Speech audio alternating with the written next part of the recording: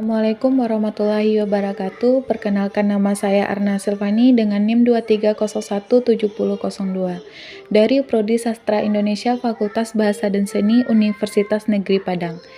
Baiklah, di sini saya akan menganalisis tentang unsur intrinsik dan unsur ekstrinsik novel yang berjudul Gadis Pantai karya Pramoedya Anantatur. Sebelum saya masuk ke unsur intrinsik dan unsur ekstrinsiknya, di sini saya akan menceritakan sedikit sinopsis tentang cerita Gadis Pantai tersebut. Novel ini menceritakan tentang seorang gadis pantai yang lahir dan tumbuh di sebuah kampung nelayan di Jawa Tengah, Kabupaten Rembang. Seorang gadis yang manis, cukup manis untuk memikat hati seorang pembesar setempat. Seorang Jawa yang bekerja pada administrasi Belanda yang bernama Bendoro. Setelah menikah dengan Bendoro, akhirnya gadis pantai dibawa menuju kota tempat suaminya itu tinggal. Awalnya gadis itu tidak mau pindah ke rumah mewah di kota itu, tapi ia harus diantarkan orang tuanya yang berpikir gadis pantai akan hidup berbahagia dan nyaman di sana. Di rumah Bendoro tersebut ada seorang pembantu tua yang mengajarkan kepada gadis pantai segalanya yang harus dia tahu dan lakukan untuk memelihara kenangan suaminya yang berdarah ningrat itu. Ketika telah menjadi istri Bendoro, nama gadis pantai akhirnya diganti menjadi Mas Nganten, yaitu perempuan yang melayani kebutuhan seks pembesar. Seiring waktu berjalan, akhirnya Mas Nganten terbiasa dengan pembantu tua itu hingga mereka berdua saling menyukai. Selain dia pembantu tua, tidak ada seorang pun di rumah itu yang peduli pada Mas Nganten yang merasa sangat sendirian. Bahkan dikunjungi oleh suaminya sendiri pun jarang karena alasan kesibukannya sebagai seorang pembesar. Suatu ketika terjadi masalah dalam rumah Bendoro yang ukurannya jauh lebih besar dari rumah-rumah yang ada di kampung nelayan tempat gadis pantai berasal. Tak disangka ternyata hal itu sampai membuat pembantu tua yang berkawan baik dengan Mas Nganten harus angkat kaki dari tempat ia mengabdikan dirinya selama bertahun-tahun untuk Bendoro. Semua itu bermula ketika pembantu itu mengkritik anak-anak yang ada di rumah Agus karena kesalahan yang telah mereka lakukan.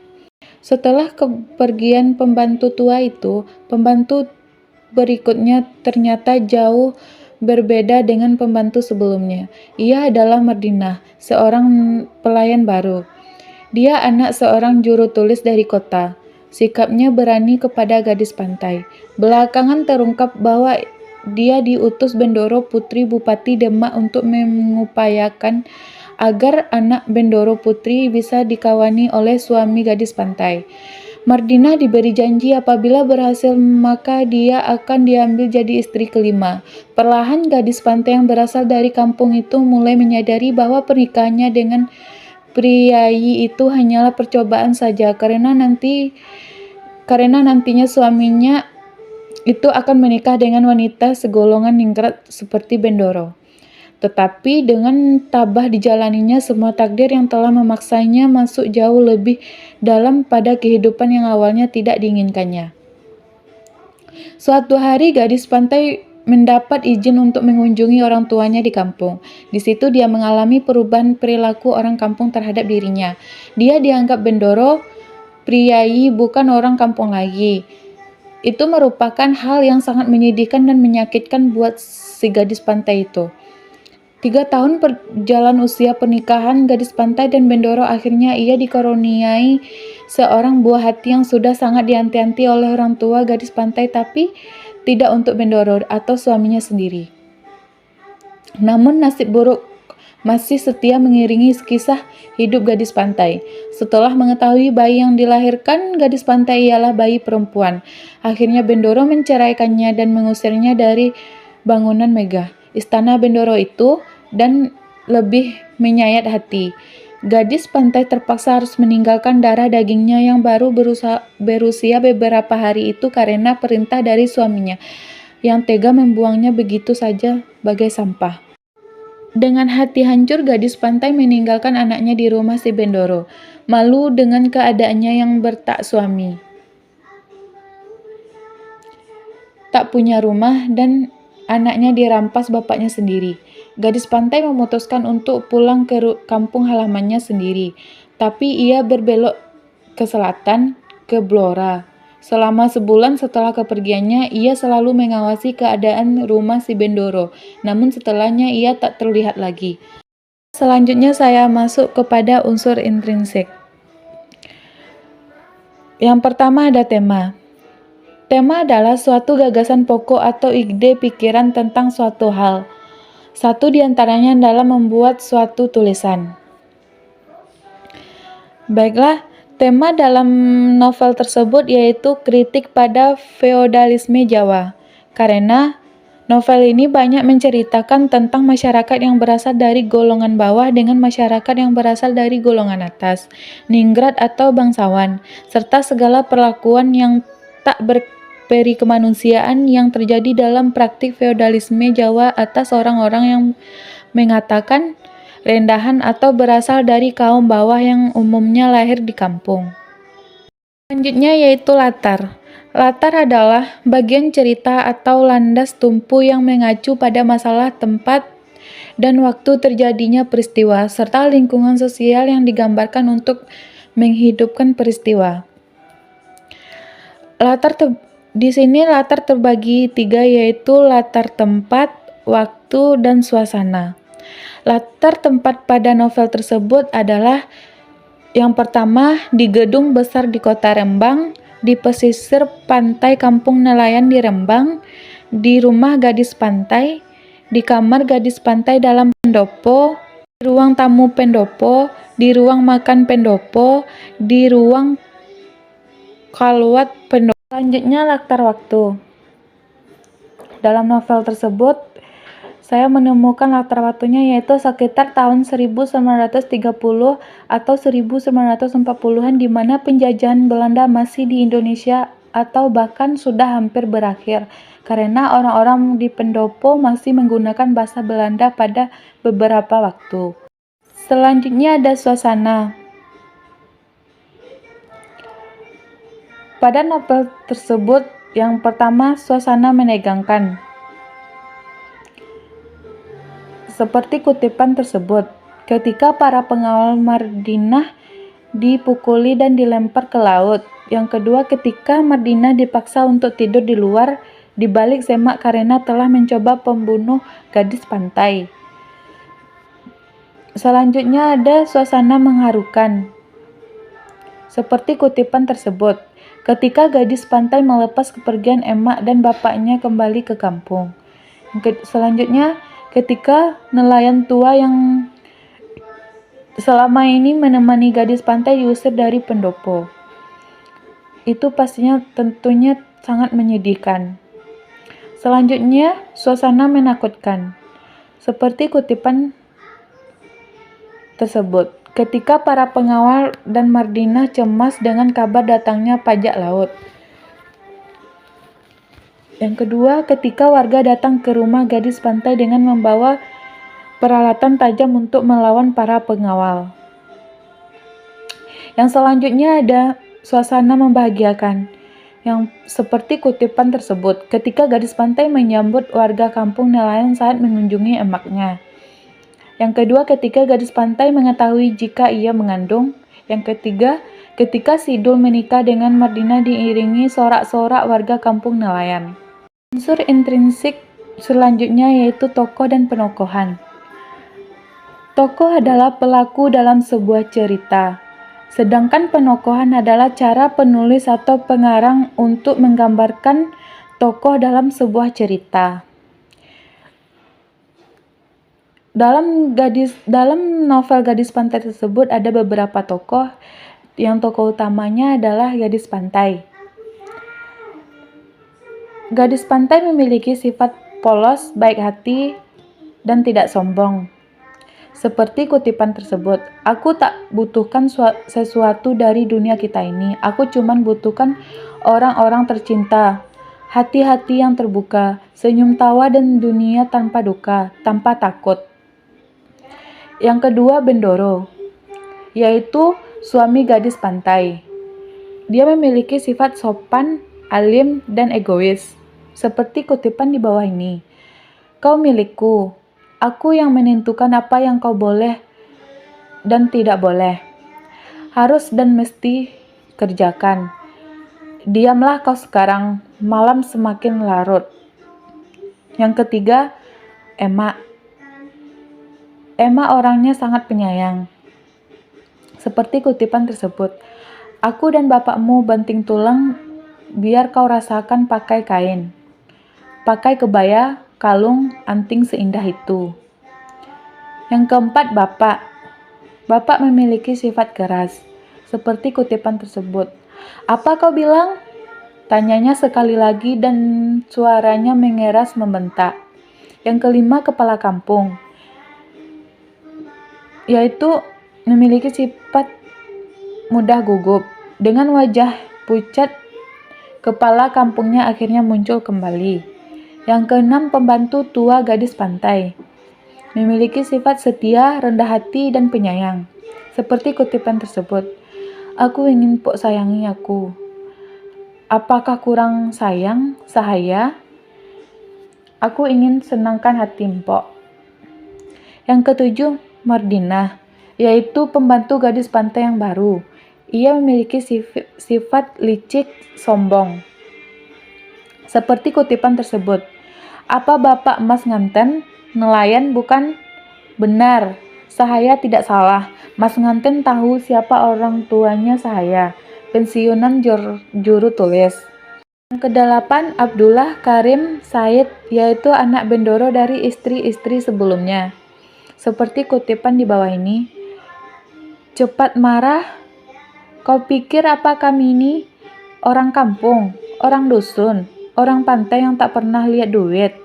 Apa ini semua maksudnya yang menghina kami? Yang lain lagi menyerang.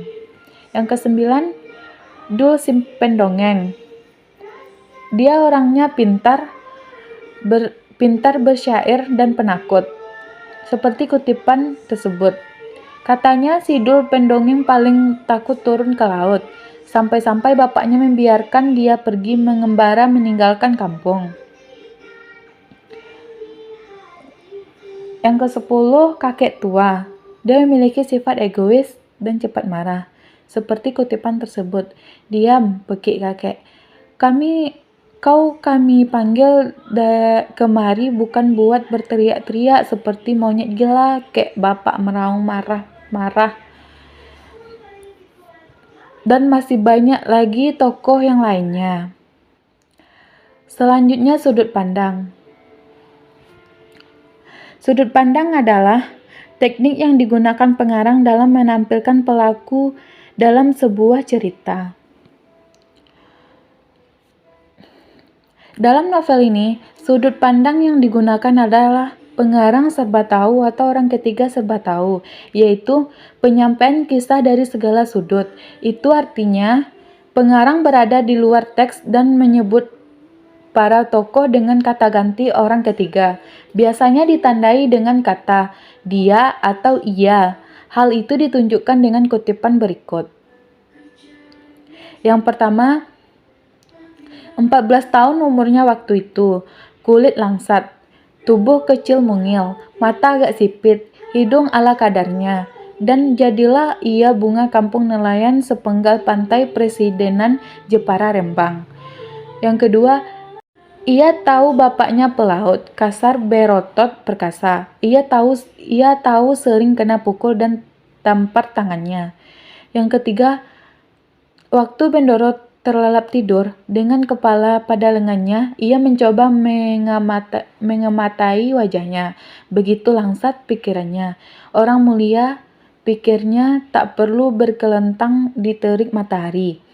Betapa lunak kulitnya dan selalu tersapu selapis ringan lemak muda. Ingin rasai dengan tangannya betapa lunak kulitnya seperti ia mengemasi si adik kecil dulu.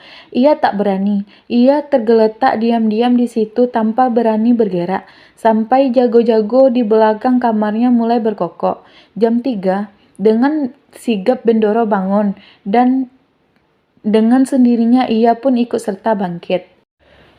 Unsur intrinsik Selanjutnya yaitu amanat. Amanat adalah peran kebaikan yang disampaikan pengarang melalui cerita. Amanat yang bisa kita ambil dalam novel tersebut yaitu yang pertama, tidak penting apakah kita ini termasuk orang rendahan atau seorang bangsawan, kita tetap sama di mata Tuhan. Yang kedua, mengabdi itu yang utama adalah kepada Tuhan, bukan kepada manusia yang dijunjung seakan penguasa dunia. Yang ketiga, sebuah jabatan dan kekuasaan janganlah menuntun kita pada sebuah kesombongan. Selanjutnya saya masuk unsur ekstrinsik novel Gadis Pantai. Yang pertama adalah biografi pengarang. Nama asli dari Pramoedya adalah Pramoedya Ananta Mastor, namun lama-kelamaan orang lebih mengenalnya sebagai Pramoedya Anantatur atau bisa dipanggil Pram. Pramoedya Anantatur lahir pada 6 Februari tahun 1925 di Blora, Jawa Tengah, Indonesia, dan meninggal pada 30 April 2006 dalam usia 81 tahun. Ia dimakamkan di TPU Karet Bifak, Jakarta. Beliau diketahui memiliki istri bernama Maimunah Tamrin dan 5 orang anak serta 9 orang cucu. Istrinya meninggal pada bulan Januari tahun 2011 dan dimakamkan di tempat yang sama dengan Pramoedya Anantatur, yaitu di TPU Karet Bifak.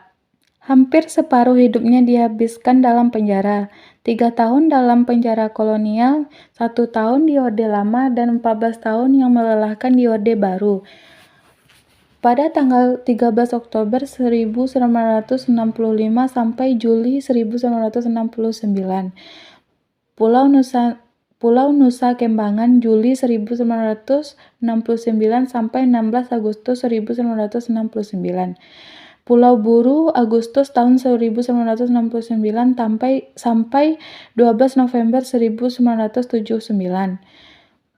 Di Mangelang atau Banyumanik pada bulan November sampai Desember tahun 1979 tanpa proses pengadilan. Pada tanggal 21 Desember 1979, Pramoedya Anantatur mendapat surat pembebasan secara hukum tidak bersalah dan tidak terlibat dalam G30 SPKI, tetapi masih dikenakan tahanan rumah, tahanan kota, tahanan negara sampai tahun 1999 dan wajib melapor ke Kodim Jakarta Timur 1 kali seminggu selama kurang lebih 2 tahun.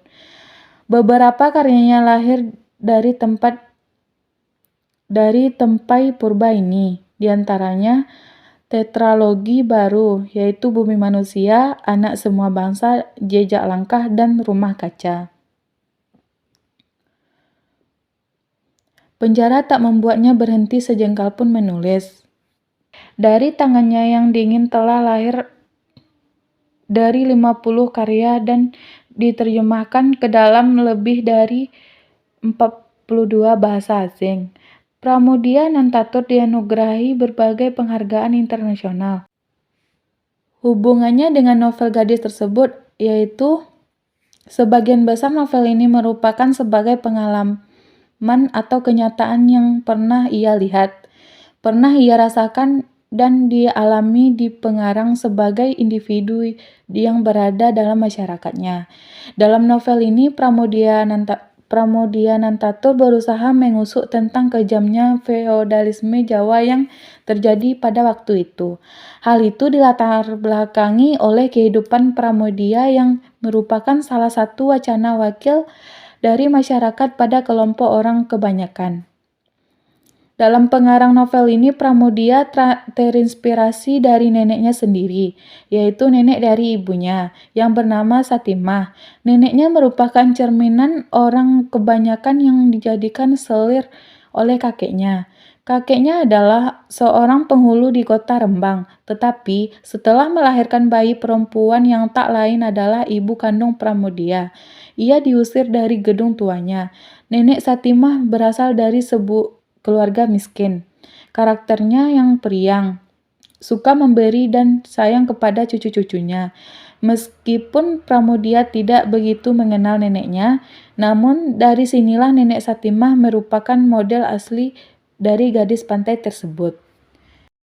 Unsur ekstrinsik yang kedua yaitu ada nilai-nilai. Yang pertama, nilai budaya.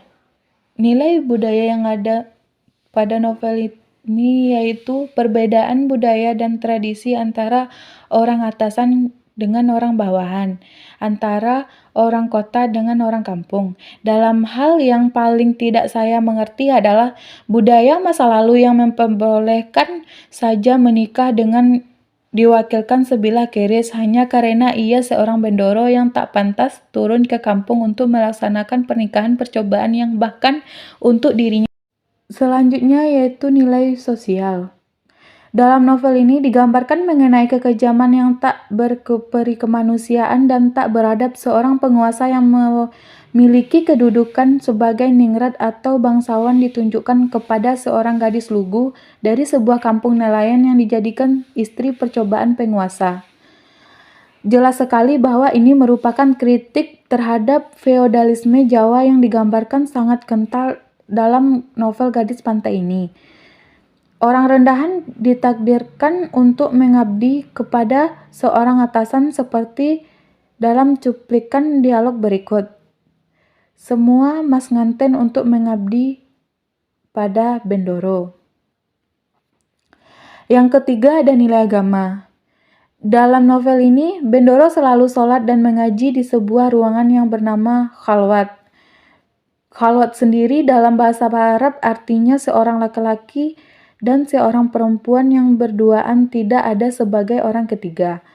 Pada tangan kanannya ia membawa tasbih, pada tangan kirinya membawa bangku lipat tempat menaruhkan Al-Quran.